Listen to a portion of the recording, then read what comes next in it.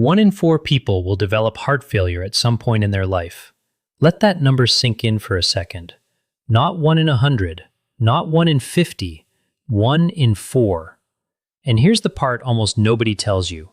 Heart failure rarely shows up the way it does in the movies, with someone suddenly clutching their chest and collapsing. For most people, especially those of us over 60, it creeps in quietly, a little more tired than usual, ankles a touch puffier by dinner time, a cough that just won't fully go away. Small things, forgettable things, the kind of things you chalk up to getting older, a bad night's sleep, or the weather changing.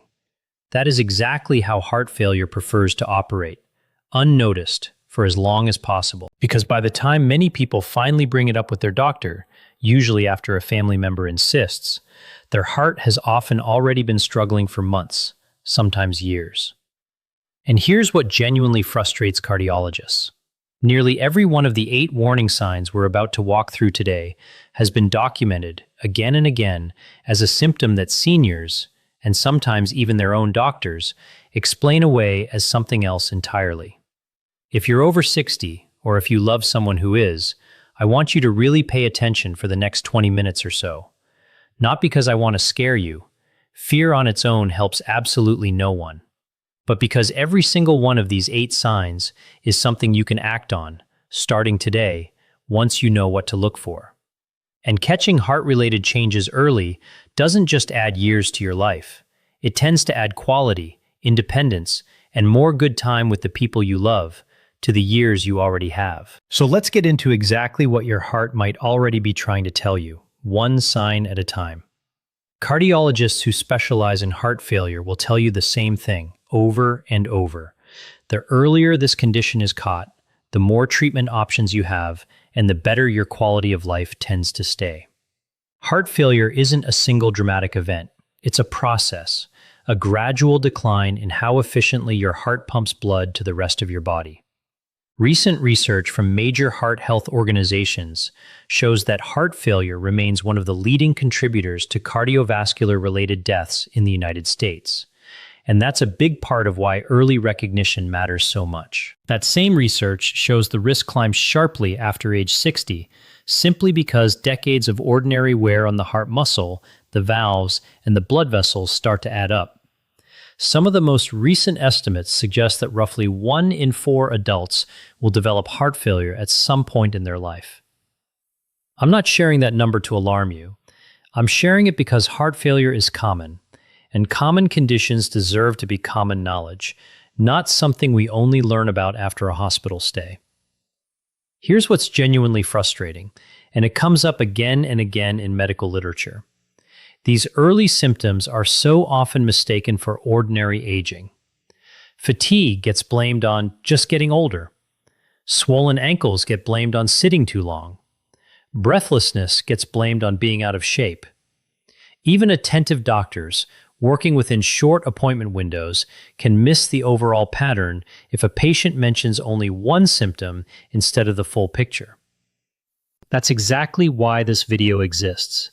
Not to diagnose you, only your doctor, with proper testing like blood work, an echocardiogram, or other imaging can do that, but to help you recognize the pattern early enough to ask the right questions and get checked before a manageable problem quietly becomes a medical emergency. So here's what we're covering today. 8 early warning signs of heart failure that seniors, and often their families, tend to brush off.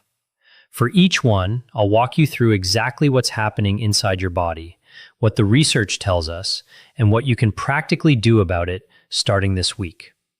A few of these might genuinely surprise you, because on the surface, some of them don't look anything like a heart problem at all.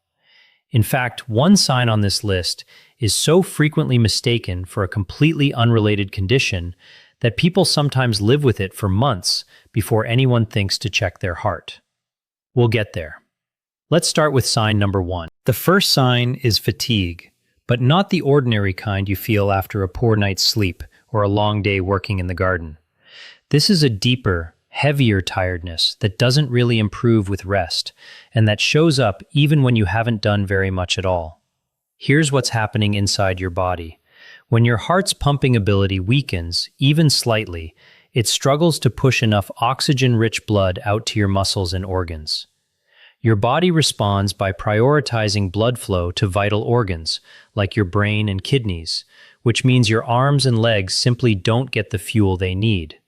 Everyday tasks, climbing a flight of stairs, carrying in the groceries, even getting dressed in the morning, start to feel like small workouts. Cardiologists often describe fatigue as one of the most underreported symptoms of early heart failure, precisely because it develops so gradually. Patients quietly adjust their lives around it, without ever realizing something has changed.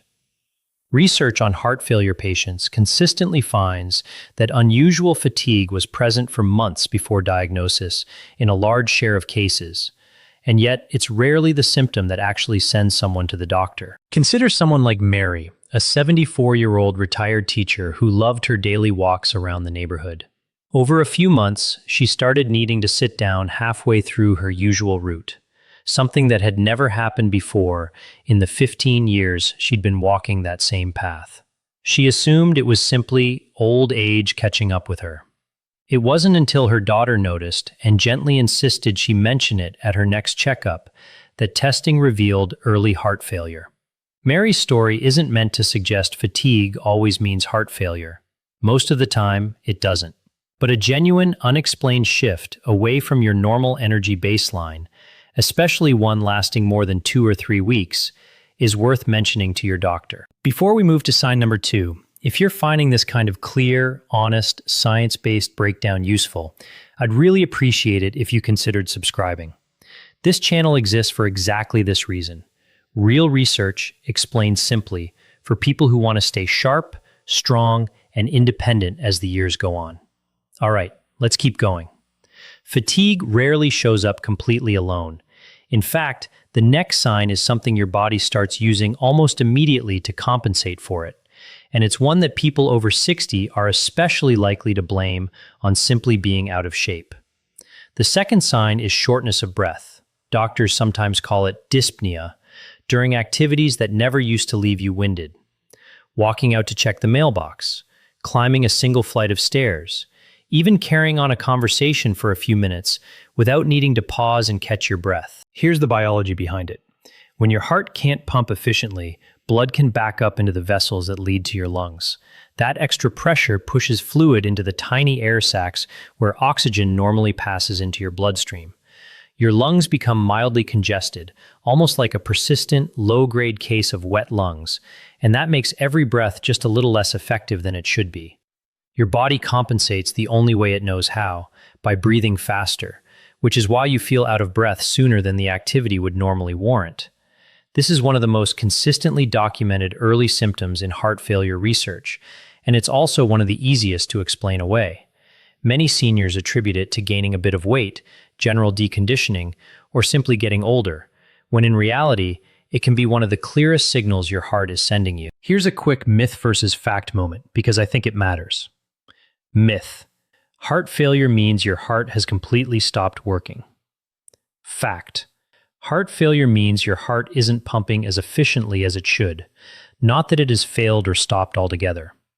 It's a confusing, frankly, kind of frightening name for a condition that, especially when caught early, is often very manageable. A helpful way to track breathlessness at home is to pay attention during a task you do often and know well: your walk to the mailbox, a particular set of stairs, your usual lap around the block.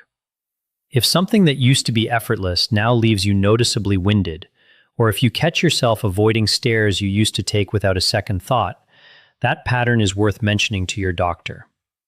Pay especially close attention if breathlessness happens even while you're sitting still, or if it wakes you up in the middle of the night. That particular version comes with its own kind of urgency, and it's actually connected to our very next sign. Sign number 3 is swelling. Doctors call it edema, in your ankles, feet, or lower legs. You might notice your socks leaving deep indentations in your skin by the end of the day, or your usual shoes suddenly feeling snug. When your heart isn't pumping strongly enough, blood flow through your body slows down, and pressure builds up in the veins of your legs. That pressure pushes fluid out of your blood vessels and into the surrounding tissue. Gravity makes this worse as the day goes on, which is exactly why the swelling is often barely noticeable in the morning, but quite obvious by evening. Your kidneys play a role too. Reduced blood flow to the kidneys signals your body to hold on to extra salt and water, which only adds more fluid to an already overloaded system.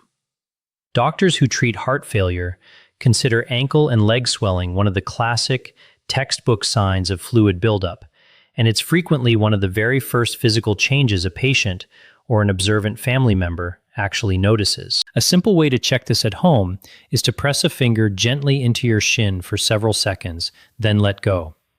If it leaves a visible dent that takes a moment to bounce back, that's worth noting, especially if it's new or getting worse over a week or two.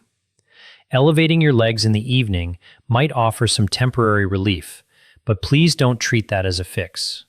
Swelling like this is a symptom to report to your doctor, not a problem to quietly manage on your own with home remedies. I know some of this might feel a little unsettling to hear, especially if you're recognizing a sign or two in yourself right now. Take a breath. Recognizing a pattern is not the same thing as having a diagnosis, and it's absolutely the first, most powerful step toward protecting your health rather than a reason to worry. Let's keep going. Now let's talk about a symptom that sends countless seniors to their allergist, their dentist, or their pharmacist for cough drops, when the real cause is sitting much closer to the chest. The fourth sign is a persistent cough or wheezing, especially one that gets noticeably worse when you lie down, or one that produces white or faintly pink frothy mucus. Remember that fluid backup we just talked about with shortness of breath? When you lie flat, gravity no longer helps keep that extra fluid lower in your body. It redistributes, and more of it settles into your lungs. This irritates your airways and can trigger coughing or a wheezing sound similar to mild asthma.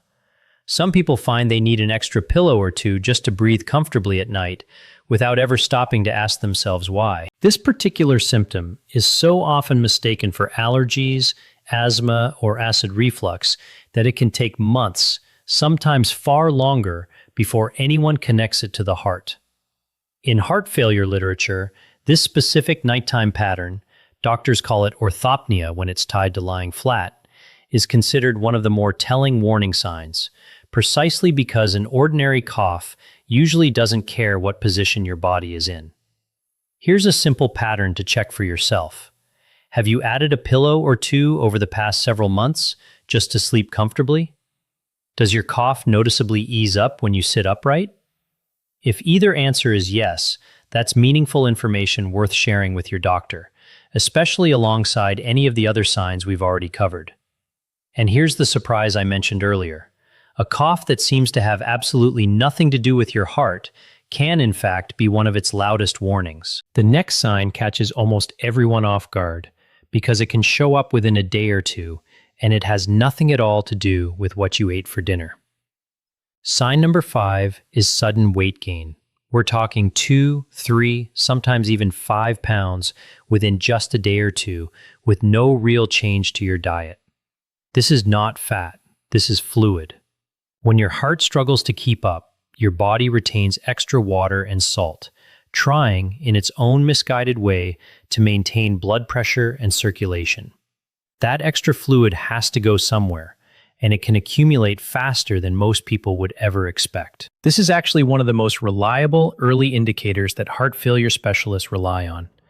Many cardiologists recommend that patients already diagnosed with heart failure weigh themselves daily, at the same time each morning, in the same clothing, precisely because rapid weight change is such a sensitive early signal of fluid buildup, one that often shows up before swelling or breathlessness becomes obvious. Consider someone like Frank, a 68-year-old retired mechanic who prided himself on staying fit and active.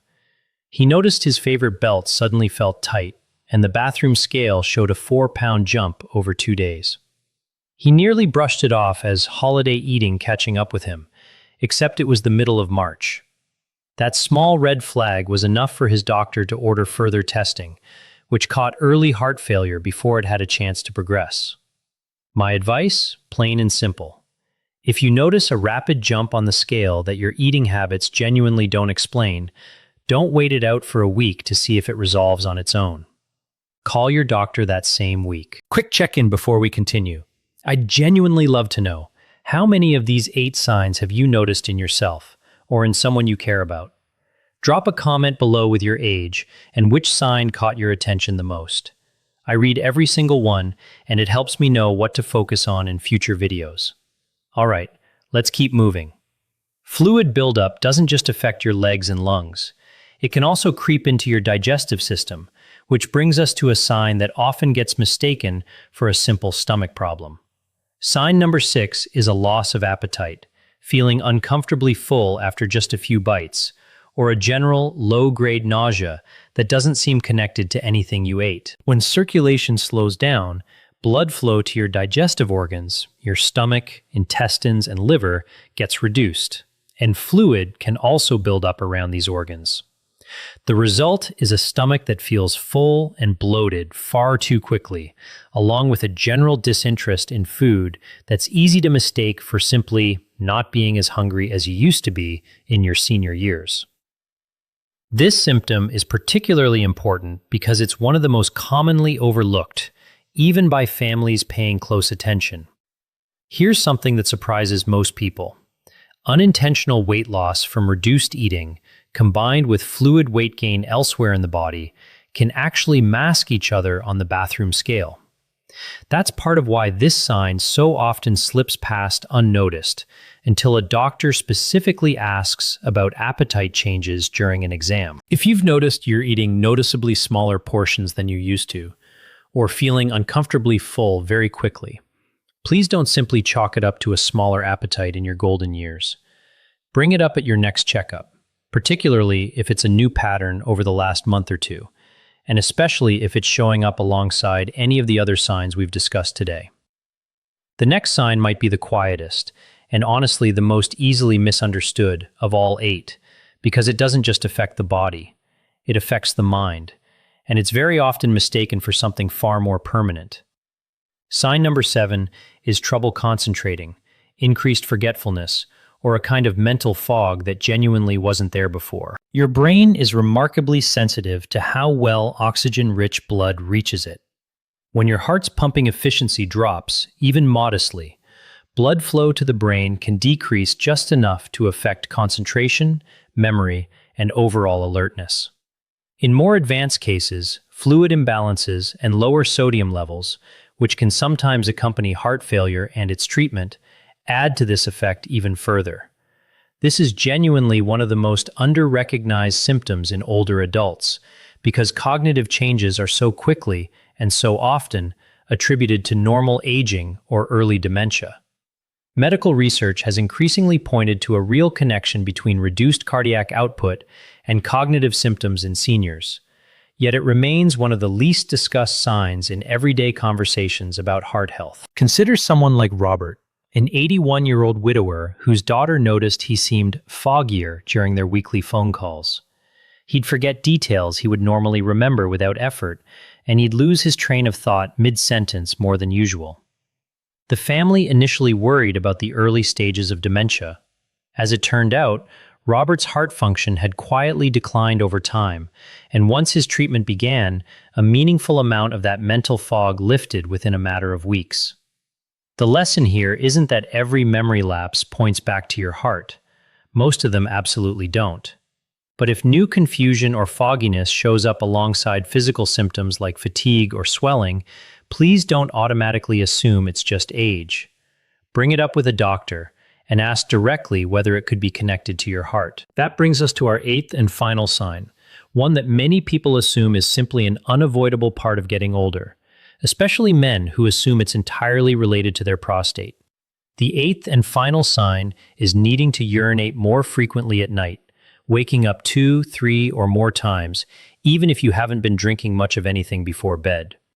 During the day, while you're upright, fluid tends to pool in your lower legs, especially if your heart isn't circulating blood as efficiently as it should. But when you lie down at night, that fluid redistributes back into your bloodstream, and your kidneys, suddenly processing more fluid than usual, produce more urine as a result. This is genuinely different from a straightforward prostate or bladder issue because it's driven by where fluid is sitting in your body throughout the day, not simply by how your bladder itself is functioning. This symptom frequently gets attributed entirely to prostate enlargement in men, or to overactive bladder more generally. And while those are absolutely real, common conditions in their own right, doctors who specialize in heart failure note that fluid-related nighttime urination has a distinct pattern worth recognizing, particularly when it shows up alongside leg swelling or breathlessness. Here's a simple way to think about it. If you've already been evaluated for prostate or bladder issues, and treatment hasn't fully resolved your nighttime bathroom trips, especially if you're also noticing ankle swelling or unusual breathlessness, mention that specific combination to your doctor. It's genuinely the pattern across multiple symptoms, not any single one in isolation, that tells the real story. So there you have it, all 8 signs. On their own, several of these might feel minor enough to brush aside on any given day. But together, especially when 2 or 3 show up around the same time, they form a pattern your body has likely been trying to show you for quite a while now. Let's bring this all together. Fatigue that doesn't match your actual effort. Breathlessness during activities that used to feel easy. Swelling in your ankles and legs. A cough that gets worse the moment you lie down. Sudden, unexplained jumps on the bathroom scale. A shrinking appetite. New trouble concentrating. And more frequent nighttime trips to the bathroom. None of these on their own means you have heart failure. Please don't leave this video and start worrying over every single ache or off day. That's not the goal here, and it's not good for you either. But together, especially if 2 or 3 of these show up around the same time, they're absolutely worth a real, honest conversation with your doctor. Not a quiet shrug and another, that's just what getting older feels like. And here's the genuinely hopeful part, and I mean this sincerely. Heart failure caught early is often very manageable. With the right combination of medication, lifestyle adjustments, and regular monitoring, many people go on to live full, active, independent lives for years and years after diagnosis. The heart is a remarkably resilient muscle, and modern cardiology has more tools available today than ever before to support it. Early awareness isn't something to fear. It's actually one of the greatest advantages you can give yourself. So here's your one practical action step for today. Think back honestly over the last few months. Has anything on this list changed for you, even slightly? If so, write it down in a few simple words and bring that list with you to your next doctor's visit. You don't need to have all the answers walking in. You just need to start the conversation. If today's video gave you something genuinely useful, I'd really appreciate it if you considered subscribing. Judgment-free, science-based health education like this is exactly what this channel is built around, and there's a lot more ahead for us to explore together. I'd also love to hear from you directly in the comments. Tell me honestly which of these 8 signs surprised you the most, or share what's worked for you if you or someone you love has already navigated a heart health scare of your own. Your experience might be exactly what another viewer needs to read today. And if this was helpful, our video on the everyday habits that quietly protect your heart as you age is a natural next step. I think you'll get a lot out of it. Growing older doesn't have to mean growing weaker by default. Every small habit you build, every honest conversation you have with your doctor, every symptom you choose to take seriously instead of quietly dismissing adds up to more good years ahead of you. Take care of that heart of yours. It's been working for you every single second of every single day for 60, 70, 80 years or more. It has more than earned your attention in return. I'll see you in the next one.